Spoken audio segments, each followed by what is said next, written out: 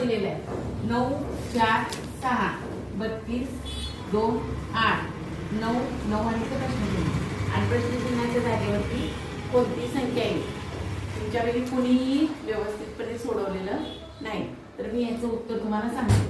आता 9 आणि 4 ची काय करायचं काय गुणाकार करा. 9 गुणिले 4 9 गुणिले 4 बरोबर किती आलं सांगा. 36.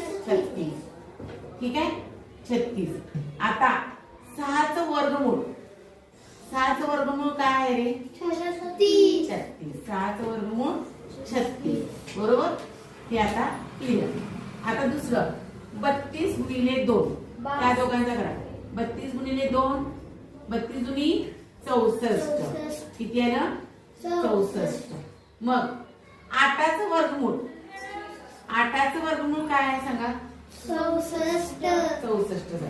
आता 9 गुणिले 9 याचा गुणाकार करा 81. मग 81 हे वर्गमूळ कुणाचं आहे 8चं आहे 7चं आहे 9चं आहे का 7चं 9चं. मग ह्याच्या ठिकाणी किती येणार 9 कळालं.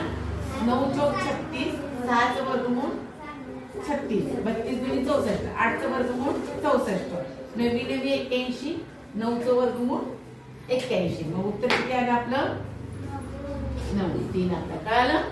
चला